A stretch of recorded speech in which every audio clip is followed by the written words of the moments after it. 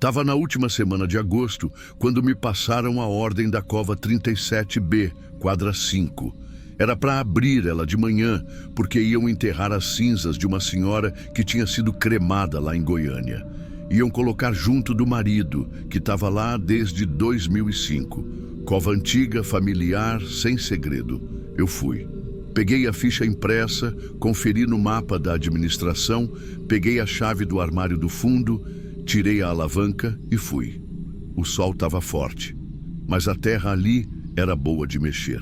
A gente tem umas covas que viram barro duro, outras ficam fofo demais. Ali estava no meio termo. O que me travou foi quando a ponta da alavanca bateu numa coisa que não era para bater. Uns 35 centímetros. Já senti madeira. Muito raso. Raso demais para a cova daquela época. Caixão devia estar mais fundo, e mesmo assim, não era só a profundidade, era o jeito que ele estava, virado. A lateral da caixa estava inclinada, a tampa estourada por dentro, não por fora. Madeira quebrada para cima, não para baixo, como se alguém tivesse empurrado de dentro. Eu recuei. Não porque achei que era alguma coisa errada, mas porque não batia. Caixão de 2005 devia estar todo abaulado por fora, cheio d'água com o tempo. Mas aquele ali estava seco, estalado. Tampa fina, sim, mas do tipo que parece que arrebentou com pressão. Quando eu puxei a pá e desenterrei o resto da tampa, os ossos estavam empilhados num canto, como se tivesse encolhido num lado da caixa. Um ombro dobrado, a bacia torta, o crânio meio de lado. Não estava do jeito que fica. E olha que eu já vi mais de 200 exumações. Não era para estar daquele jeito. Fui chamar o administrador. Ele veio andando devagar, como sempre. Olhou sem falar nada. Depois de uns 15 segundos, só disse: fecha, enterra de novo. Eu perguntei se tinha que fazer relatório. Ele disse que não precisava, porque o enterro ia ser só das cinzas e que a família nem ia querer saber o estado da cova. Que o importante era colocar o que vieram colocar. Enterrei de novo. Fiquei com aquilo na cabeça, mas enterrei. Na madrugada seguinte eu estava de ronda. A gente faz isso em dupla, mas nesse dia o outro rapaz faltou. A quadra 5 fica do lado de um matagal. O canto de lá é escuro, só tem um poste baixo e velho. Era 3 e pouco, 3h14 para ser exato. Tava indo com a lanterna apagada, só com o celular por costume. A luz branca da lanterna atrai bicho. Escutei um barulho seco, tipo batida, 3 toques, intervalo. Depois mais 2. Fui ver achando que era gambá ou tatu. Tava ali, em pé, em frente à cova 37B, parado. Imóvel, de costas. Era gente? Era bicho? Era sombra? Não sei. Tava ali. Só isso. Eu falei. Não respondeu. Não virou. Só levantou o braço, devagar, e apontou. Não para mim, pro lado. Ficou apontando. Uns 10 segundos. Depois abaixou o braço. Mas não saiu. Voltei para a casinha. Sentei. Fiquei sem saber se dormia, se ligava pro administrador. Não fiz nada. Só fiquei ali, esperando amanhecer. No outro dia eu fui sozinho. Ninguém mandou, ninguém autorizou, mas eu fui. Fui até a cova do lado da 37B. Aqui o vulto apontou, sem nome. Só um lacre da prefeitura, velho, apagado. Comecei a cavar. Sem ficha, sem número, sem nada. Só fui. Não demorou muito para bater de novo na madeira. Também estava raso. Nem 40 centímetros. A terra por cima parecia fofa, recente, só que o lacre era antigo. Aquilo não batia. Bati com o cabo da pá, toco seco. Não deu som oco, não. Era caixa pequena, diferente, tampa mais fina, sem prego, só encaixe. E quando levantei uma beirada, veio um cheiro abafado de tecido velho, guardado tempo demais. Dentro tinha um corpo, inteiro. Não era osso solto, estava inteiro. Só que ressecado. Pele encostando no osso como se tivesse secado dentro do pano. Tava enrolado num lençol branco. Mas não era mortalha, nem pano de cemitério. Era pano de casa, de tipo antigo, amarelado nas dobras. E o pior, nem foi isso. Os punhos estavam amarrados com arame grosso, daquele de cerca. 3 voltas apertadas e o nó jogado para trás do ombro. Parecia que enrolaram de qualquer jeito, mas firme. E o pano estava molhado na parte do peito, como se tivesse suado por dentro. Não tinha nome, não tinha cruz, não tinha nada, só um lacre velho, sem carimbo legível. Eu tampei de novo, cobri rápido, nem conferi o fundo da caixa. Voltei para a administração e fui direto no computador. Abri o sistema. Quadra 5, fileira C. A 36 tinha nome, a 37 tinha nome. A 38, nada, nenhuma ordem, nenhum registro, nenhuma exumação, nenhuma cremação, nada. Chamei o administrador, mostrei. Ele olhou só uma vez, depois passou a mão na boca e disse: fecha isso aí e não mexe mais nessa quadra. Já deu o que tinha que dar, falei que estava errado. Que tinha corpo enterrado sem registro, amarrado, com lacre vencido. Ele olhou para mim, baixou a voz e disse: teu nome não está em nenhuma ordem, tá? Nem o meu. Não falei mais nada. Só fiz o que ele pediu. Voltei lá e fechei. Mas ali não ficou quieto. Desde aquele dia, quando o vento muda de lado, o som que vem daquela quadra não é o som que devia vir. Não é folha, não é galho. É seco, pancada, como se batesse madeira de novo. E nunca é durante o dia. É de madrugada, quase sempre no mesmo horário, 3 e pouco. Às vezes, quando passo por ali, mesmo de dia, sinto que tem alguém parado. Não andando, parado.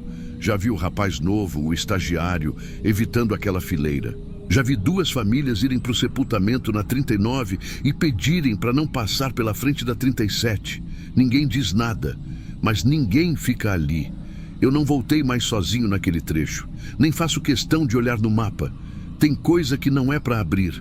Aquela caixa ali não foi enterrada, foi escondida. E ninguém quer saber. Me mandaram fechar. Eu fechei. Mas aquilo ali não ficou quieto. Não ficou.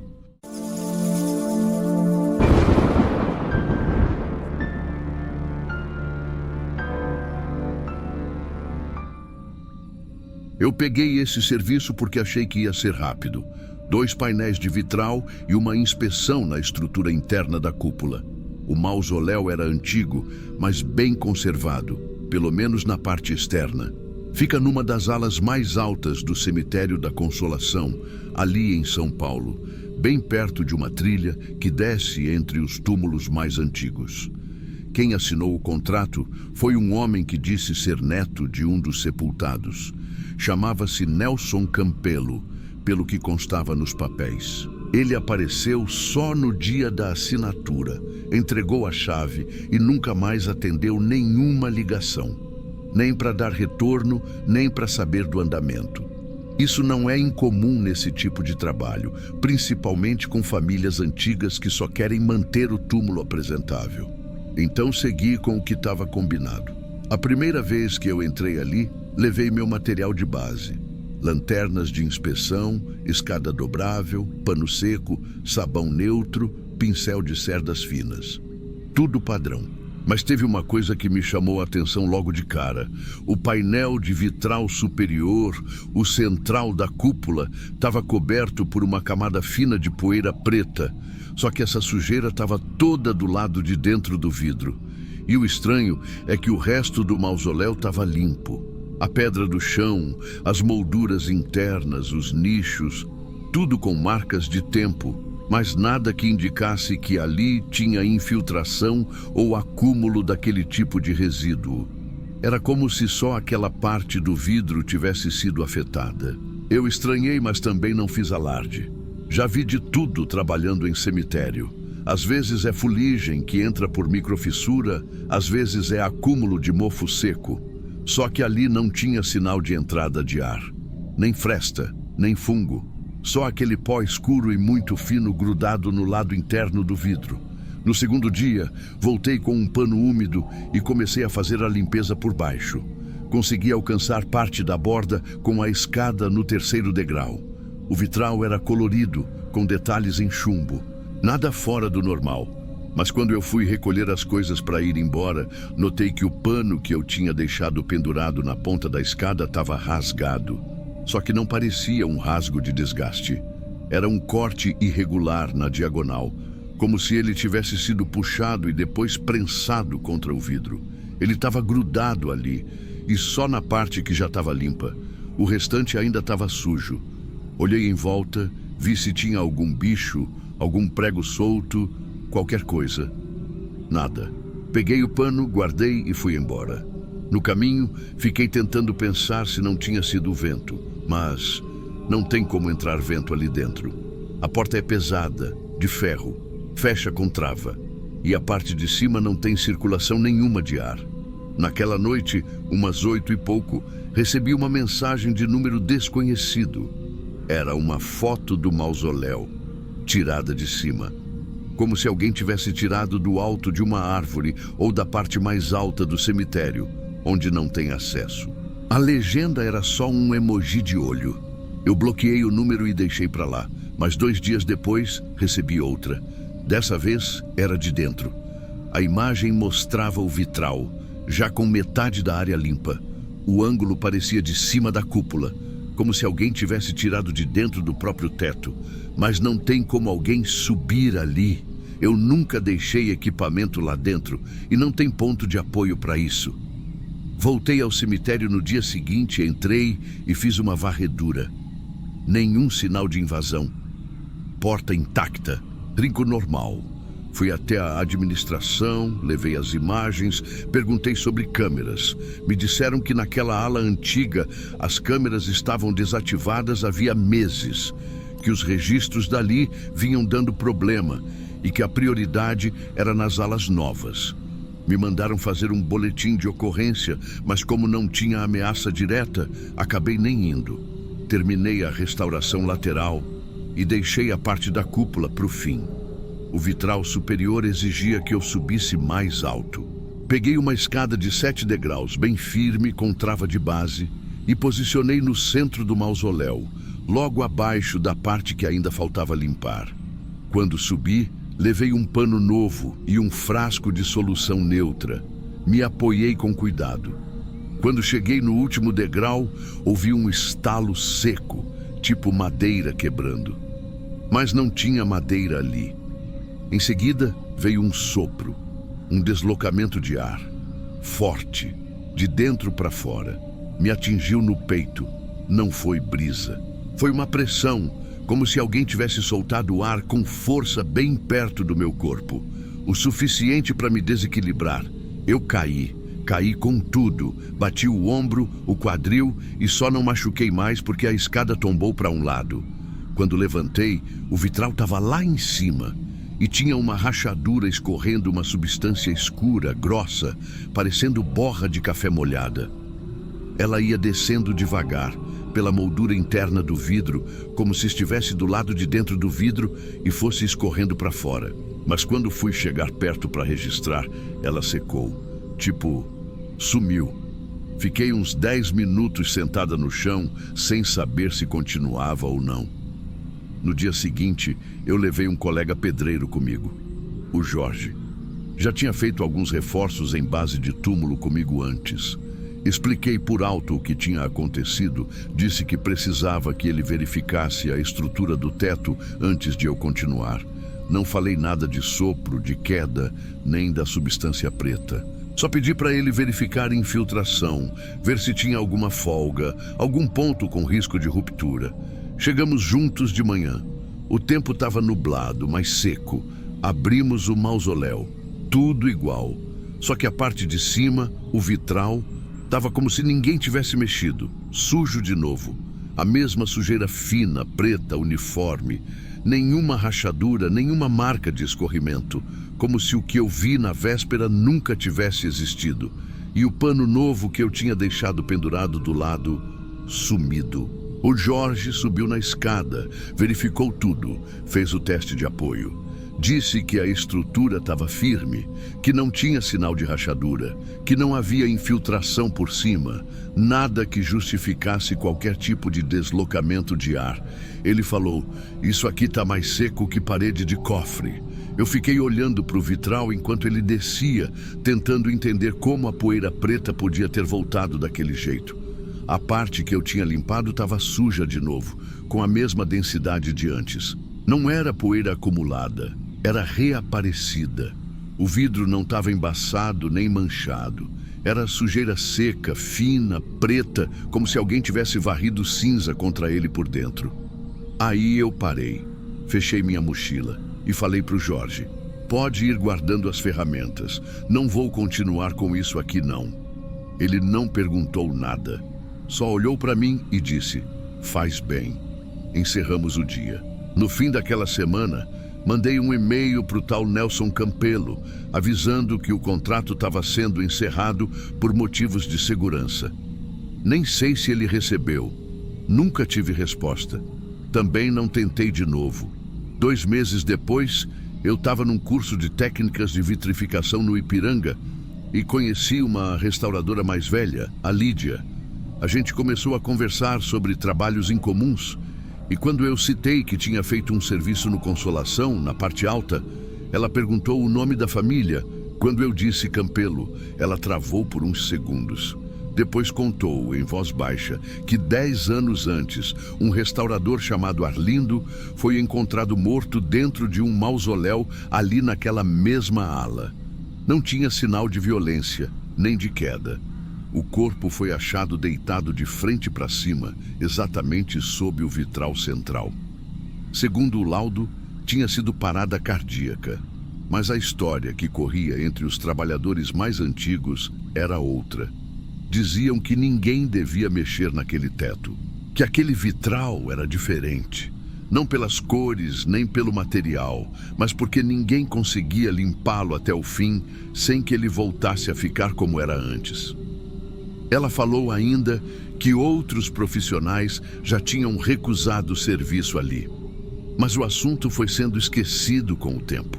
E como ninguém da família frequentava, ninguém questionava. O lugar foi ficando como tá, parado no tempo. Eu nunca confirmei esse caso oficialmente. Não fui atrás de registro, nem procurei o nome do Arlindo. Só lembro da forma como ela falou, baixa, seca, como se não fosse lenda. Só um aviso. Desde então, eu sigo trabalhando com restauração em cemitérios, mas tem algumas regras que eu passei a seguir por conta própria. A principal é, se a sujeira estiver só por dentro, eu não mexo. Mesmo que o orçamento seja bom, mesmo que o prazo seja tranquilo. Se a poeira parecer que veio de onde não devia, eu recuso. O único registro que guardei desse caso foi uma das fotos da mensagem. Aquela tirada de cima com o emoji de olho. Hoje em dia, quando eu olho para ela, não sei o que me incomoda mais.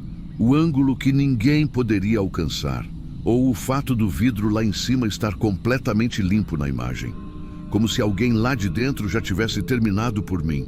Eu continuo restaurando túmulos, mas quando a sujeira parece estar só por dentro, eu recuso, mesmo que o dinheiro seja bom.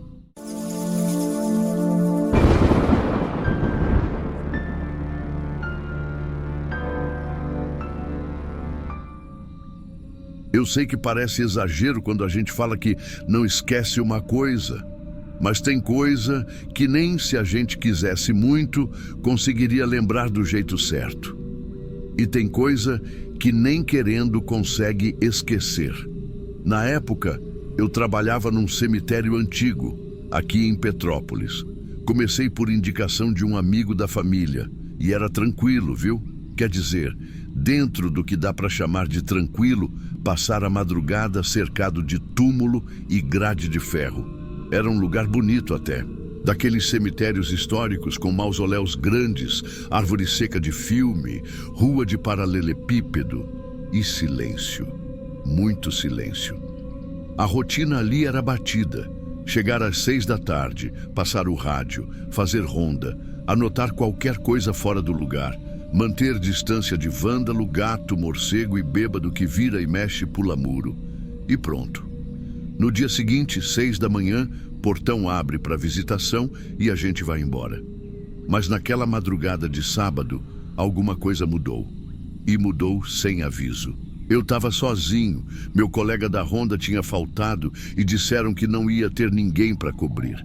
Isso já me deixou meio desconfortável. Mas tudo bem. Já tinha passado noite só, não era novidade. Acontece que por volta das 2h40, lembro porque olhei o relógio antes de sair da guarita. O alarme interno da sala de administração deu sinal. Um aviso de movimento na ala dos mausoléus antigos do lado leste. É onde ficam os jazigos daquelas famílias mais tradicionais, sabe? Gente enterrada ali há mais de 100 anos.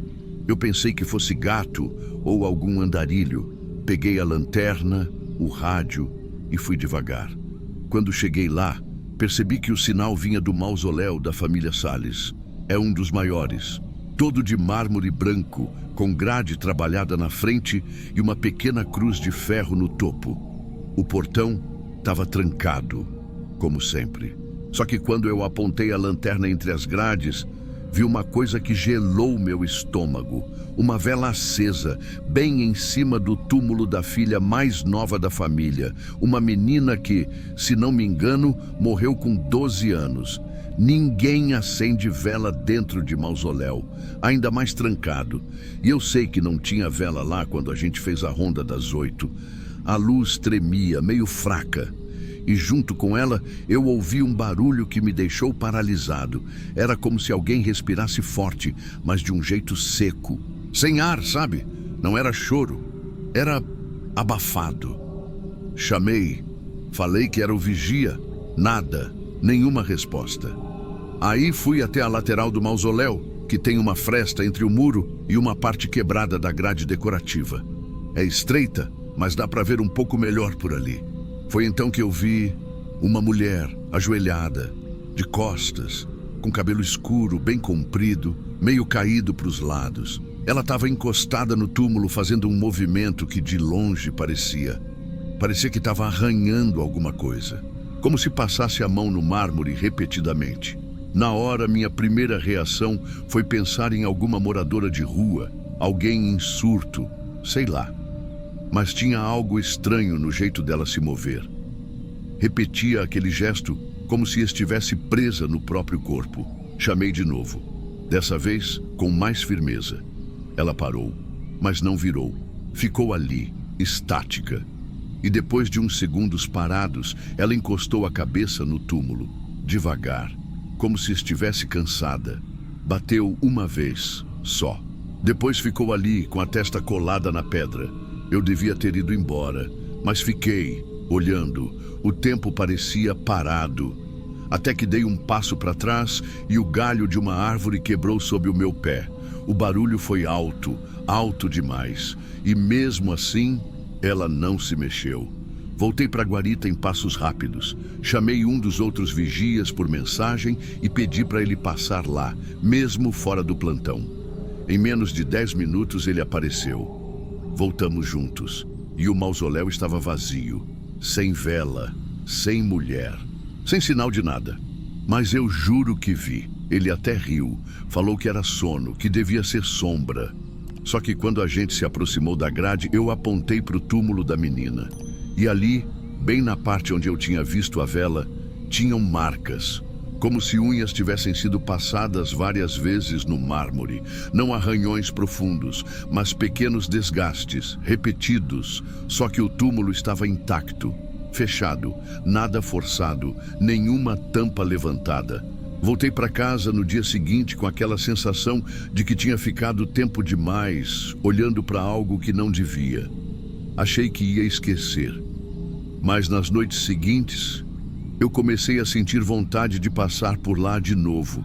Não era medo. Era como se uma parte minha achasse que precisava terminar alguma coisa. Não contei para mais ninguém, nem em casa, nem para os outros vigias. Se eu falasse alto demais, parecia que eu ia confirmar aquilo. E se confirmasse, talvez voltasse. Na outra semana, peguei plantão sozinho de novo. E adivinha onde meus pés resolveram me levar sem eu nem planejar? Lado leste. O cemitério todo tem aquele silêncio abafado de madrugada, mas ali era um tipo diferente de silêncio. Parecia que o som não chegava direito, como se ficasse preso no meio das árvores secas e dos mausoléus de ferro. Fui até o dos Salles. Não tinha alarme, nenhum aviso. mas algo me puxava. Olhei de novo pela fresta. Era como se eu soubesse que ela ia estar lá. Só que não do jeito que eu esperava. Dessa vez, ela não estava ajoelhada, estava de pé, no fundo do mausoléu, perto da parede de trás, parada, de frente para mim. O cabelo continuava cobrindo parte do rosto, mas dava para ver que os olhos estavam fechados. A cabeça meio inclinada para o lado, os braços soltos, pendendo para frente, sem tensão nenhuma, como se não fosse um corpo acordado. Mas o pior de tudo foi a boca, porque ela não mexeu, mas mesmo assim eu ouvi. Não foi um som com volume, não foi sussurro comum. Foi como se a palavra tivesse aparecido direto dentro do meu ouvido. Como se alguém tivesse falado com a minha cabeça, sem passar pela boca. Não entendi o que era, só senti. Senti como se tivesse sido escolhido para olhar. Como se ela quisesse que eu soubesse da presença dela ali. E na hora, eu senti vergonha. Vergonha de estar olhando, de ter voltado, de não ter respeitado o silêncio que o lugar pedia. Dei 2 passos para trás, mas não consegui tirar o olho dela.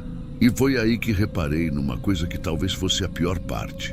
Ela estava mais próxima da grade do que deveria. Aquela distância não era possível. Não tinha espaço ali para ela ter andado sem barulho, sem movimento, sem eu ver. E mesmo assim, ela estava ali, mais perto, sem abrir os olhos, sem mover a boca, só parada, esperando. Saí dali sem pensar. Fui direto para o vestiário. Troquei de roupa com pressa. Nem olhei se estava levando tudo. No dia seguinte, pedi transferência. Falei que não estava me sentindo bem, que era coisa pessoal. Deram um jeito, nunca mais pisei naquele cemitério. Nem passei na rua, nem deixei ninguém da família visitar parente enterrado ali. Mas tem uma coisa que ainda acontece de vez em quando. Sonho com o lugar, não com ela, mas com o túmulo da menina, o da vela, o das marcas. Só que nos sonhos a fresta por onde eu costumava olhar tá aberta. Não tem mais grade, nem vidro, tá escancarada. Como se alguém tivesse aberto por dentro. E às vezes, no canto do sonho, vejo o vulto dela, não ajoelhada, nem parada no fundo. Vejo ela bem na entrada, de pé, imóvel, como se estivesse esperando eu voltar para terminar o que comecei. Eu só vi aquela mulher 2 vezes, mas foi o bastante. Não sei o que ela queria, só sei que eu estava no lugar errado, na hora errada, diante de algo que nunca foi feito para ser visto.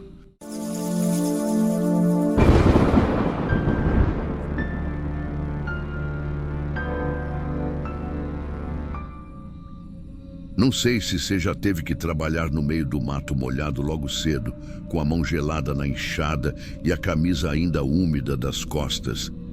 Mas tem um tipo de silêncio que só aparece nessa hora do dia. Nem passarinho canta direito. Só o barulho do sapato rasgando a grama e o motor velho da roçadeira tossindo. O cemitério Parque São Damião, aqui na saída de São Bonifácio, é desse jeito.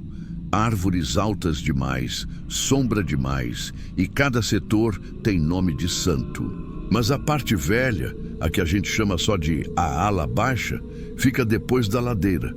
Aquilo ali parece que ninguém cuida mais. Lápide afundando, placa torta e raiz de árvore passando no meio dos túmulos. Eu trabalho aqui faz mais de 20 anos. Nunca fui de ficar assustado, não. Já encontrei bicho morto em cima de campa, já vi gente rezando para a cruz de madrugada, já vi até mulher fazendo promessa em voz alta para um túmulo de homem que pelo jeito nem era da família. Cada um com seu jeito de lidar com o fim, né? Mas teve uma coisa que, sei lá, me pegou de um jeito diferente. Não foi medo de sair correndo, foi outro tipo. Coisa que parece que entra devagar na gente. Começou num dia gelado de julho. Devia ser umas 7 da manhã. Eu estava indo para a ala baixa com o carrinho de ferramentas, porque falaram que tinha formiga comendo flor de arranjo e eu tinha que cortar o mato mais rente. Aí, no meio da descida, eu escutei uma cantiga, fraquinha, voz de criança. Parei. Pensei que fosse algum celular tocando, né? Às vezes o povo vem visitar e deixa a música ligada, ou algum menino do bairro ali atrás, perto do muro. Mas estava muito cedo, e a música vinha de dentro, do meio dos túmulos. Mais certo ainda, da parte onde tem uma lápide baixinha, quase rente ao chão, que só tem uma frase: aqui descansa quem não devia ter ido. Só isso. Continuei meu serviço. Mas não esqueci não. E nos dias seguintes a mesma coisa. Todo dia cedo, a mesma cantiga baixinha, repetida, sem letra que desse para entender, mas com uma melodia melancólica, tipo aquelas músicas antigas de roda, sempre no mesmo ritmo, como se tivesse alguém só, entretido consigo mesmo. Só que era só eu ali e a voz. Um dia, cheguei mais cedo, sem roçadeira, sem nada. Fiquei esperando. Encostei num pinheiro e fiquei vigiando. E eu vi uma menina sentada bem na beiradinha da lápide afundada. Devia ter uns 7, 8 anos. Cabelinho bem liso, preso com laço branco. Vestido azul claro, bem passado. E ela mexia as perninhas como quem espera, sabe? Mas o estranho é que estava tudo limpo nela. Cabelo penteado, roupa sem mancha. E ali era só barro, só raiz de árvore e musgo. Chamei. Só falei, ei! Mas aí que tá. Ela não correu, não pulou o túmulo, não saiu, só não tava mais. Um segundo tava ali, no outro não. E eu juro que fiquei parado, olhando, esperando ela sair de trás de alguma lápide. Mas nada, só silêncio de novo, igual antes. Fui embora com aquela coisa entalada no peito. Pensei em contar, mas fiquei quieto. Até que um tempo depois, num domingo, reencontrei o Osório, que foi coveiro daqui antes de mim. Já aposentado, mas sempre volta para visitar uns parentes dele enterrados lá em cima. A gente começou a conversar e eu comentei, como quem não quer nada. Aquela lápide sem nome ali que diz quem não devia ter ido. Você lembra de quem era? Ele ficou calado um tempo. Depois falou meio seco. Ali foi uma das covas improvisadas da enchente de 71. Teve gente que veio de fora, de caminhão, corpo pequeno, lembro disso. Era de menina, caixãozinho branco, enfiaram ali sem benzer nem nada. Só cobriram e pronto. Fiquei sem palavra. Depois desse dia, comecei a ver mais vezes a tal menina, mas nunca de frente, sempre de longe, sempre quieta. Só a musiquinha, às vezes mais forte, às vezes tão baixa que parecia coisa da minha cabeça. Um fim de tarde, quase na hora de ir embora, resolvi me aproximar de verdade. Ela estava lá de novo, sentadinha, balançando as pernas, só que mais nítida do que antes. Cabelo lisinho, com brilho de luz fraca. Mãozinha no colo e aquela mesma melodia saindo da boca fechada, como se ela cantasse para dentro. Eu cheguei a dar 3 passos, parei a poucos metros, não falei nada e foi aí que a cantiga parou. Silêncio seco. Ela virou o rosto devagar, bem devagar. Não abriu os olhos, só virou e sorriu. Mas era um sorriso torto, sem maldade, mas também sem vida. Sorriso de quem esperava. Fiquei com a pá na mão, mas não tinha mais força. Só consegui virar as costas e sair dali, sem correr, sem olhar para trás. Só saí. Nunca mais voltei naquela ala, nem por ordem do chefe. Mas os meninos novos que estão trabalhando agora já me perguntaram: Seu Elias, tem alguma música que toca aqui perto? Porque a gente escuta às vezes, só que vem sempre da mesma direção. E eu só respondo com a cabeça. Depois que parei de ir na ala baixa, ninguém entendeu muito. Disfarcei. Falei que era o joelho, que a subida estava judiando. Mas verdade mesmo é que não dava. Nem de dia, nem com sol, nem com gente por perto. Aquilo ali ficou diferente para mim. Só de passar perto da entrada da descida já dava um incômodo. Parecia que a terra estava chamando. Um dos rapazes novos, o Marcos, disse outro dia que a grama ali anda estranha. Que crescia de um jeito esquisito, torta, como se estivesse puxando para baixo. E que a lápide daquela menina, ele nem sabe o que aconteceu ali, tá mais funda do que as outras. Tipo, como se estivesse afundando aos pouquinhos. Ninguém pisa ali, ninguém corta rente, só rodeia com a máquina.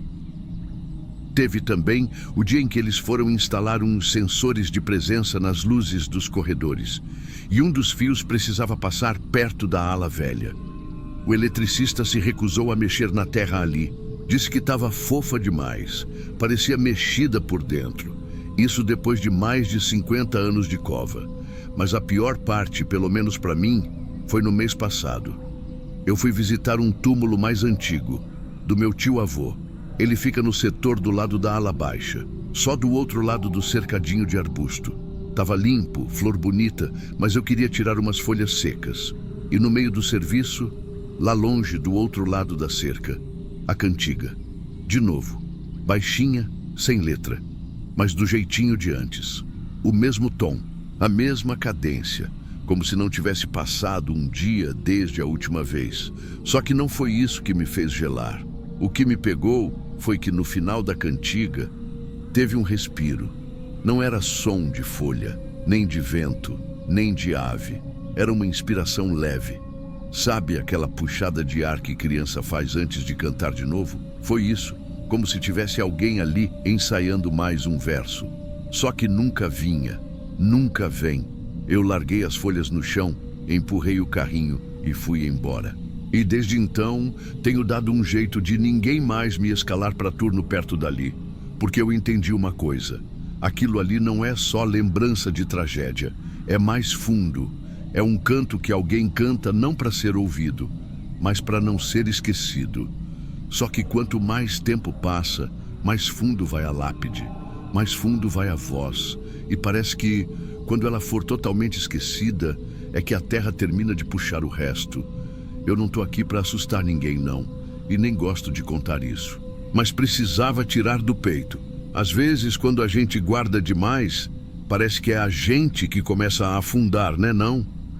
Uai, se é coisa da minha cabeça, eu já nem sei. Mas aquela musiquinha, de vez em quando eu tô passando mais perto da cerca, ela volta, fraquinha, igual naquele dia.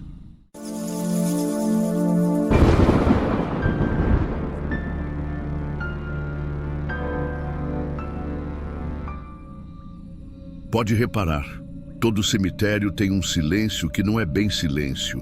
Às vezes é o vento, às vezes é um passarinho, às vezes é só um estalo do chão seco. Mas tem dia que parece que o lugar cochicha com a gente. E quando a gente passa tempo demais ali dentro, começa a perceber umas coisas que quem vem só para enterrar e ir embora não nota. Eu fiquei naquele cemitério da entrada de Parelhas mais de 30 anos. Comecei ajudando com enxada e carrinho de mão, fui ficando, e quando vi, já estava com a chave do portão e a cópia dos livros velhos de sepultamento guardada em casa. O lugar é pequeno, mas antigo. Fica cercado de árvore retorcida, daquelas que parecem ter o tronco em agonia. Só tem uns gatos que somem por dias, umas cruzes que ninguém visita mais e muito tempo. O tempo ali não passa igual, não. Tinha uma coisa que sempre me chamava atenção desde novo: os corvos. Nunca foram muitos, mas estavam sempre lá, nas mesmas árvores, no mesmo canto da cerca. E não eram ariscos não, pareciam gostar de assistir. Eles viam cada enterro de cima, ficavam empoleirados, feito gente na calçada. Eu achava curioso, mas nunca liguei muito. Até que, já com meus 20 e poucos anos, comecei a perceber umas coincidências que não batiam com o que eu considerava normal.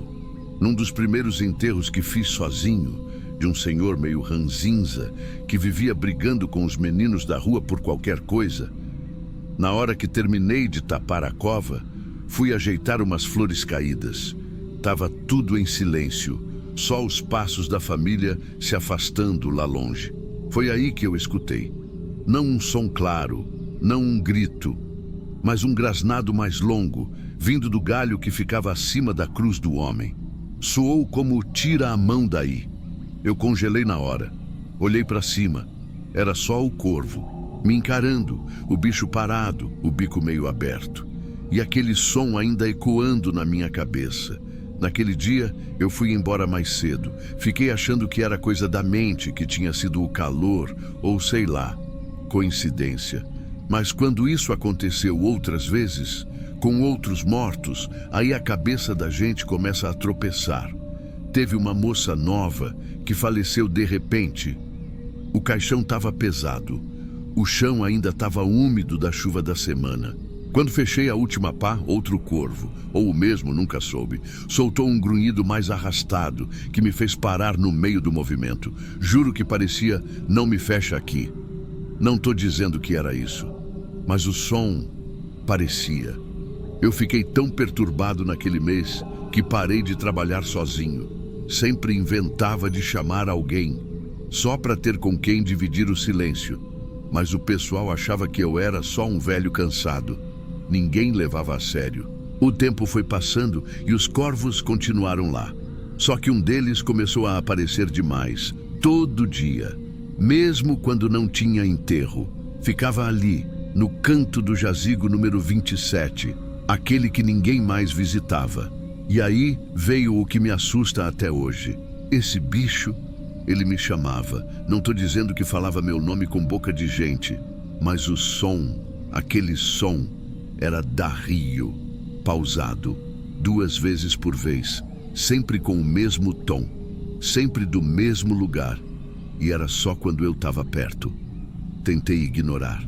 Fiquei semanas fingindo que não ouvia. Mas tinha dia que eu suava só de passar naquela quadra. Tinha dia que eu fingia que esquecia a chave, só para sair do cemitério e respirar longe. E o pior é que o tom do corvo não era ameaçador. Era como se pedisse algo, não sei explicar. Parecia implorar. Dário, só escuta. Mas escutar o quê? Comecei a evitar o lado do jazigo 27. Dava a volta por fora. Dizia para mim mesmo: é só um bicho, velho. É só som de bicho. Mas aquilo me tremia por dentro. Eu falava com os ossos e com a terra como se fossem colegas. Mas aquele som me atravessava. Teve um dia, fim de tarde, quase hora de fechar o portão, que eu senti um cansaço tão grande que sentei ali mesmo, do lado da cruz torta, sem perceber onde estava. E aí o som veio de novo, mais lento, mais fraco. Dário, só escuta. Não foi alto, mas foi claro o suficiente para eu levantar como se tivesse tomado um susto de criança. A partir dali, eu não voltei mais naquele canto. E uma semana depois, o corvo apareceu morto bem na entrada do cemitério. Caído de lado, o pescoço dobrado, os olhos fechados como gente dormindo. Nem toquei. Fiquei parado, uns minutos olhando para ele, e pensei, acabou. Mas eu estava errado. No outro dia, outro corvo apareceu. Só que dessa vez, a voz não era mais parecida com a minha. Era outra voz. Isso eu digo sem medo de errar. O grasnado ainda vinha do alto da mesma árvore, ali no fim da quadra 2. Mas dessa vez, o que saía dali não era mais meu nome. Era o som que a dona Marinalva fazia quando visitava o túmulo do filho. Ela passava as manhãs de segunda ajoelhada na frente da cova e repetia, sempre baixinho, igual uma reza: "Me perdoa, menino, me perdoa". Era isso que o corvo dizia, engasgado, arranhado, mas igual. Mesma entonação, mesmo desespero no fim da frase. Eu conhecia aquele tom de ouvido fechado. Era a culpa que não acaba. Na hora eu parei, olhei para cima e o corvo estava ali. O mesmo corpo preto, mas o som doeu. Naquela manhã, dona Marinalva não apareceu, nem naquele dia, nem no outro. Só fui saber depois que ela tinha se mudado para a casa da irmã e estava com a saúde abalada. Fiquei tentando entender o que aquilo significava. O que o corvo estava repetindo. Era uma fala de antes ou de agora? Era só imitação? Ou era lembrança? Esses bichos, eles escutam tudo. Mas por que soltar justo aquilo? Justo ali? Nos dias que se seguiram, os corvos começaram a ficar mais barulhentos, como se disputassem quem ia falar mais alto. Mas não era barulho comum. Era frase interrompida, som quebrado. Vozes de gente que eu conheci. Teve um dia que jurei ouvir o grito da neta da dona Etelvina, repetido por um corvo na hora da chuva. Ela caiu num poço aos 8 anos e a avó enterrava flor todo mês, mesmo depois de 10 anos. Não tem explicação que dê jeito. E eu nunca fui homem de criar caso. Sempre fiz meu trabalho, rezei quando precisava, mas não inventei nada. Só que essas coisas não são invenção, são aviso, são sobra. Depois que eu me aposentei, nunca mais entrei ali. Passei a chave para o rapaz novo, o Tiaguinho. Boa gente, mas novo demais, ainda acha tudo bobagem. Só que teve uma tarde, fazia uns 2 meses da minha saída. Eu estava passando devagarinho de bicicleta pela rua lateral do cemitério, voltando da venda. E aí escutei. Não foi alto. Não foi claro, mas foi. Dário, só escuta. E era a mesma voz, do primeiro. Na hora me deu um gelo. Nem olhei para dentro. Só pedalei, mesmo com a perna dura. Desde então evito aquela rua. Faço volta. Digo que é por causa do calçamento, mas é mentira. Eu só não quero escutar de novo. Me perguntam se eu me arrependo de não ter aberto o Jazigo 27. Não sei. Talvez. Talvez o que pediam não era para eu abrir com a mão, mas com o ouvido. Mas ouvir o quê? E para quê? Eu só sei que hoje, quando eu escuto um corvo, mesmo de longe, eu paro. Não para responder, só para ter certeza de que não é o meu nome de novo. Porque ninguém quer ser chamado por um bicho, principalmente se for num lugar onde a gente passou a vida enterrando o que devia ficar calado. Tem gente que acha bonito ver corvo perto de túmulo, diz que é parte da cena. Eu não. Para mim, eles não estão ali à toa. Eles estão ouvindo. E às vezes, repetindo o que a gente devia esquecer. Se essa história mexeu com você de algum jeito, aproveita para se inscrever no canal. Isso ajuda demais a gente a continuar trazendo esses relatos que muita gente guarda por anos sem contar para ninguém. Estamos formando uma comunidade forte, leal e corajosa, onde cada história importa. Se quiser fazer parte disso, se inscreve agora e vem com a gente.